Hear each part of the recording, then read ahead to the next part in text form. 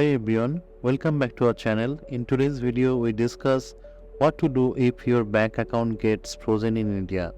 We'll walk you through a real life story of Rishi, a college student, and explain the legal steps he took to resolve the issue. So let's get started.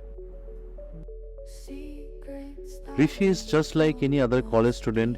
He attends classes, enjoys online games, and occasionally engages in small betting games.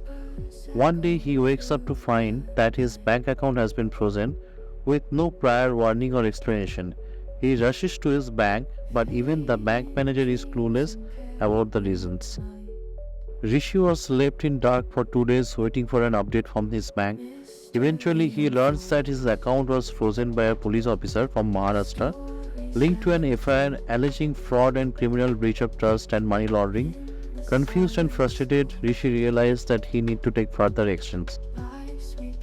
As bank manager was clueless in helping him out, Rishi decided to contact the police officer who has froze his account.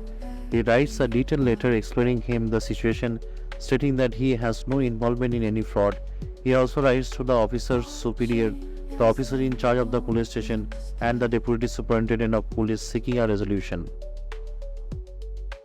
After waiting for 7 days without a response, Rishi files an RTI application online.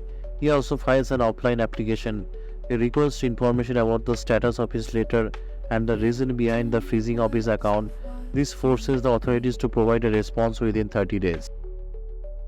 Still without resolution, Rishi hires an advocate to file a petition in the magistrate's court where that particular police station is situated.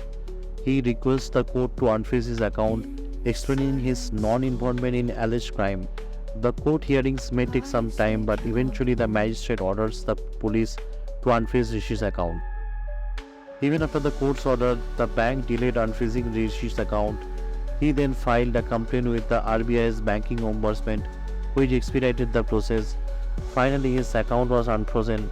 Rishi also decided to separate his gaming funds from his main savings to avoid future such issues. In any of the above mentioned steps, you might get resolution and your account might be unfrozen. But the Rishi's whole story highlights the importance of knowing all the legal rights available in this kind of cases and steps to be taken if in any of the cases your bank account is frozen. Always contact relevant authorities, follow up diligently, and seek legal help if needed. For more legal tips and advice, like this particular video, subscribe to our channel, and share it with others who might find it helpful.